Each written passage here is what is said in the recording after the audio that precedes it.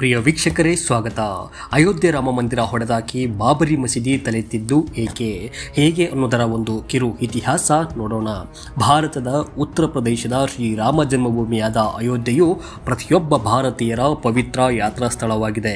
ಪ್ರಧಾನಿ ನರೇಂದ್ರ ಮೋದಿಯವರ ನೇತೃತ್ವದಲ್ಲಿ ಇತ್ತೀಚೆಗೆಷ್ಟೇ ರಾಮ ಮಂದಿರದಲ್ಲಿ ರಾಮಲಲ್ಲ ಮೂರ್ತಿ ಪ್ರತಿಷ್ಠಾಪನೆಯು ಬಹಳ ವಿಜೃಂಭಣೆಯಿಂದ ನೆರವೇರಿದೆ. ಈ ಮೂಲಕ ಸರಿಸುಮಾರು 500 ವರ್ಷಗಳ ಅಯೋಧ್ಯೆಯ ರಾಮ ಜನ್ಮಭೂಮಿಯಲ್ಲಿ ರಾಮ ಮಂದಿರ ಲೋಕಾರ್ಪಣೆಗೊಂಡಿದೆ. ಈ ಶುಭ ಗಳಿಗೆಯನ್ನ ಅನೇಕ ಸಿನಿ ತಾರೆಯರು ಸೇರಿದಂತೆ ಲಕ್ಷಾಂತರ ಭಕ್ತ ಜನರು ಕಣ್ತುಂಬಿಕೊಂಡಿದ್ದಾರೆ. ಈ ರಾಮ ಮಂದಿರದ ಕನಸು ಸುಗಮ ಹಾದಿಯಲ್ಲಿ ಸಾಗದೆ ಸಾಕಷ್ಟು ಏಳು ಬೀಳುಗಳನ್ನು ಕಂಡುಕೊಳ್ಳುತ್ತಾ ಬಂದಿದ್ದಲ್ಲದೆ ರಾಮ ಮಂದಿರದ ಮೇಲೆ ಸಾಕಷ್ಟು ಸಲ ದಾಳಿಗಳು ಆಗಿದ್ದುಂಟು. ಈ ಬಗ್ಗೆ ನಾವು ನೋಡೋದಾದ್ರೆ, ಈ ಸ್ಥಳದಲ್ಲಿ ಹಿಂದೆ ಇದ್ದಂತಹ ಹಿಂದೂ ದೇವಾಲಯವನ್ನ 16ನೇ ಶತಮಾನದ ಆರಂಭದಲ್ಲಿ ಮೊದಲ ಮೊಘಲ್ ಚಕ್ರವರ್ತಿ ಮಸೀದಿಯ ನಿರ್ಮಾಣಕ್ಕಾಗಿ ನಾಶಪಡಿಸನು ಎಂದು ಹೇಳಲಾಗ್ತದೆ.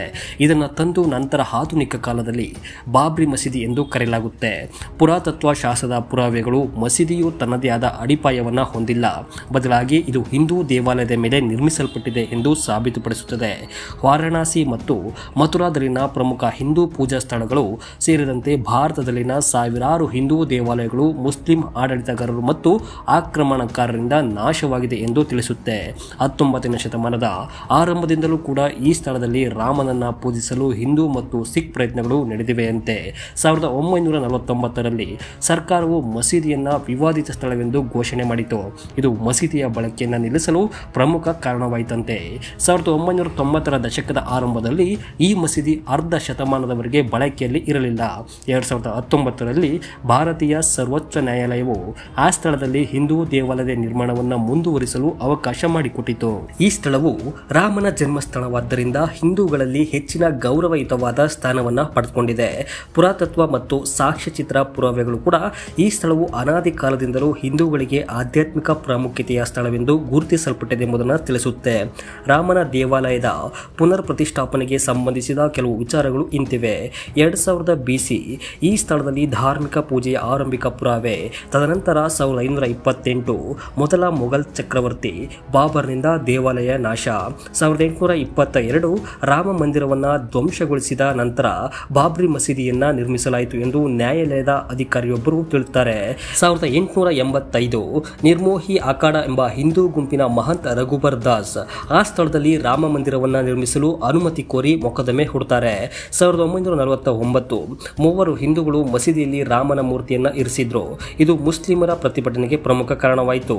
ವಿವಾದಗಳನ್ನು ಗಮನಿಸಿದ ಸರ್ಕಾರ ಮಸೀದಿಯನ್ನ ಮುಚ್ಚಿತು. 1950 ಧಾರ್ಮಿಕ ಆಚರಣೆಗಳನ್ನು ನಡೆಸುವ ಮತ್ತು ಶ್ರೀರಾಮನ ಮೂರ್ತಿಗಳನ್ನು ಸ್ಥಳದಲ್ಲಿ ಇರಿಸುವ ಹಕ್ಕಿಗಾಗಿ ಹಿಂದೂಗಳು ಬರೋಬ್ಬರಿ 2 ಮೊಕದ್ದಮೆಗಳನ್ನು ಸಲ್ಲಿಸಿದರು. 1959 ನಿರ್ಮೋಹಿ ಅಖಾಡ ಸ್ಥಳದಲ್ಲಿ ಧಾರ್ಮಿಕ ಪೂಜೆಯನ್ನು ನಡೆಸುವ ಹಕ್ಕಿಗಾಗಿ 3ನೇ ಮೊಕದ್ದಮೆಯನ್ನು ಕೂಡ ಸಲ್ಲಿಸಿತು. ಹೀಗೆ 1961ರಲ್ಲಿ ಸುನ್ನಿ ಮುಸ್ಲಿಮರು ಇದನ್ನು ಸ್ವಾಧೀನಪಡಿಸಿಕೊಳ್ಳಲು ಮತ್ತು ಭಗವಾನ್ ರಾಮನ ಮೂರ್ತಿಗಳನ್ನು ತೆಗೆದುಹಾಕಲು ಮೊಕದ್ದಮೆ ಹೂಡಿತು.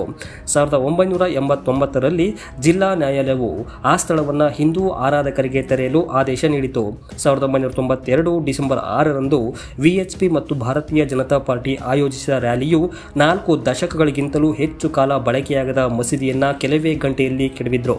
ಯಾವಾಗ ಈ ಮಸೀದಿಯ ವಿನಾಶ ಆಯಿತೋ ನಂತರದ ತಿಂಗಳುಗಳಲ್ಲಿ ಭಾರತದಾದ್ಯಂತ ಅನೇಕ ಭಾಗಗಳಲ್ಲಿ ಅಂತರ್ಧರ್ಮೀಯ ಗಲಭೆಗಳು ನಡೆದವು.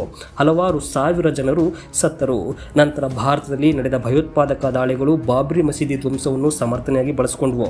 ಪ್ರತೀಕಾರವಾಗಿ ಪಾಕಿಸ್ತಾನ, ಬಾಂಗ್ಲಾದೇಶ ಮತ್ತು ಆಫ್ಘಾನಿಸ್ತಾನದಲ್ಲಿ ಮುಸ್ಲಿಂ ಗುಂಪುಗಳು ಹಲವಾರು ಸಾವಿರ ಹಿಂದೂ ದೇವಾಲಯಗಳನ್ನು ದಾಳಿ ಮಾಡಿ ಧ್ವಂಸಗೊಳಿಸಿದವು. 2019 ಭಾರತದ ಸರ್ವೋಚ್ಚ ನ್ಯಾಯಾಲಯವು ಹಿಂದೂ ದೇವಾಲಯವನ್ನು ನಿರ್ಮಿಸಲು ಭೂಮಿಯನ್ನು ಟ್ರಸ್ಟ್ಗೆ ನೀಡುವಂತೆ ಆದೇಶ ನೀಡಿತು.